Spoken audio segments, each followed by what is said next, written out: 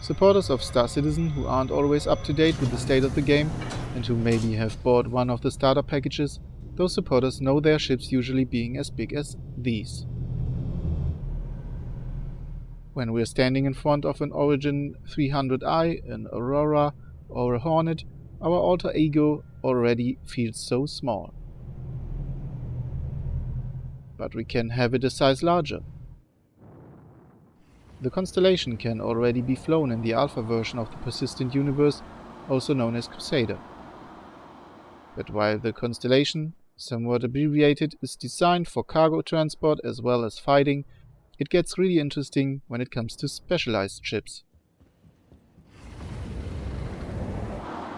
You think the Constellation is huge?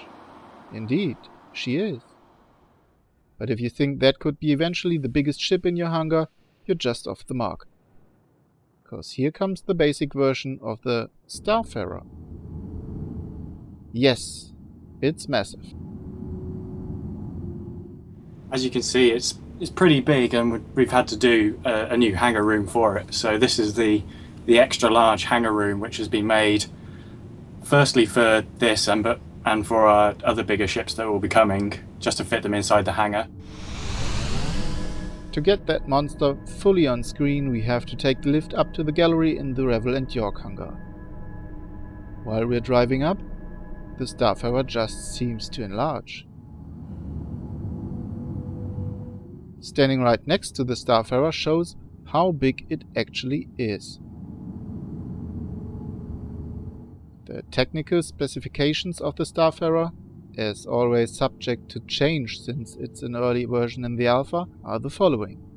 The ship is 90 meters long, its weight is 350 tons, and it needs a crew of 7 people. The game lore tells us that the Starfarer is built by Musashi Industrial and Starflight Concern, or short MISC. The company is located at the planet Saisei in the Centauri system, and they are also building ships like the Freelancer or the Hull series. Rumors say that MISC has made a secret agreement with the alien race Xi'an in order to use their technology. The Starfarer is not a classic transport ship. Instead, it is highly specialized for hauling fuel and extracting hydrogen from space, for example from gas giants, to process it into fuel. The main business of the Starfarer, beside the simple transportation of fuel, is refueling other ships. So, bigger expeditions to unexplored space could want a Starfarer to come with them. The Starfarer is, like the Freelancer, a modular ship. If you want, you can change from fuel to other liquid things, for example liquid foodstuff. Removing the whole fuel system and the fuel tanks is really uncommon, but you will be able to do it and use a cargo module instead. For cargo transport, ships like those from the Hull series are usually more suitable. Anyhow, we are always able to haul some non-liquid goods using this cargo bay as well as passengers. The panel for cargo management is located on the gallery above. Like most of the functionalities of the ship, it's not yet working. When I visited this ship the first time, I got hopelessly lost inside. The developers are aware of this problem. John Crew? You can see on the walls here that because of the size of the ship, we're having to start doing a lot more signposting inside the ship. If the ship faces some serious trouble and gets close to destruction, these high-tech coffins here could help people to make it out alive.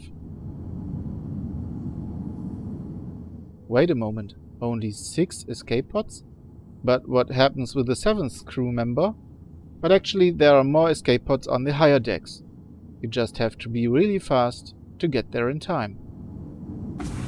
Let's have a look at the cockpit. To the right and to the left are stations which manage, among other things, the fuel system and the refueling of ships. The refueling arm isn't in this build yet, but it will be right here in the back of the ship between the fuel tanks. Since we are already here, let's have a look at a very special place of the ship. You can watch the refueling of another ship from this bridge right under that huge thruster.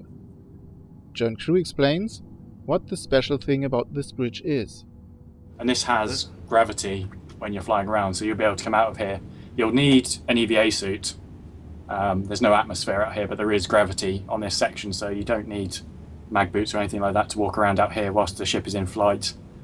It should be a quite interesting experience to run around out here while the ship actually flies through space. Crew mentioned additionally that the Starfarer is already tested by the developers in Crusader, the persistent part of the alpha.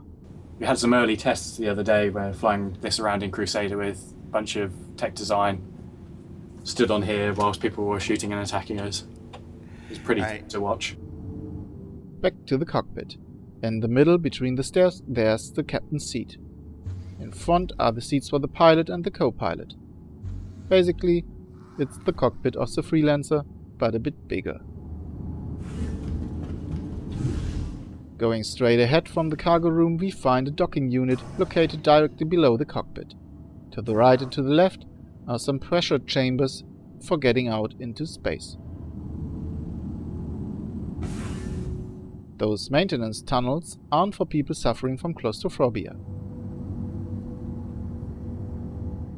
Anyway, if the modules and components down here get damaged, the crew has to crouch in and repair them.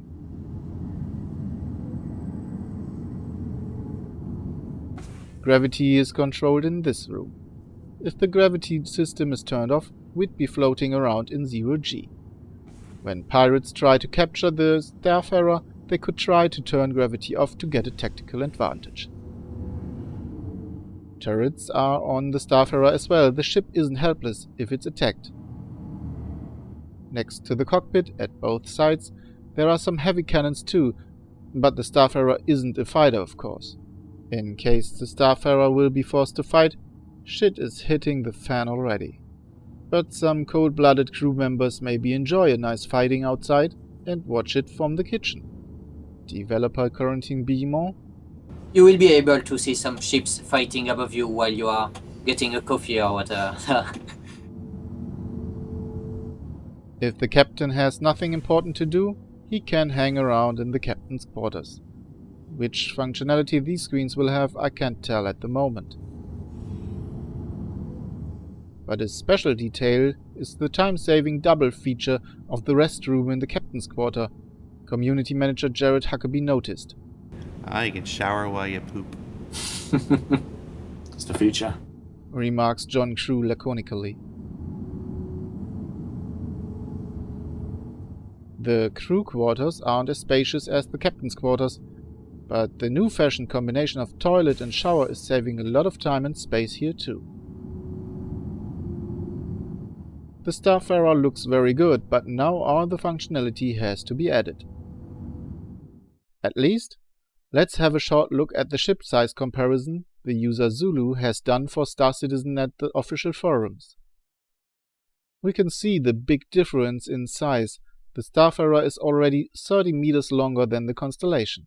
Ships like the 890 Jump or the mining platform Orion, which aren't done yet, will expand the proportions of spacecrafts further.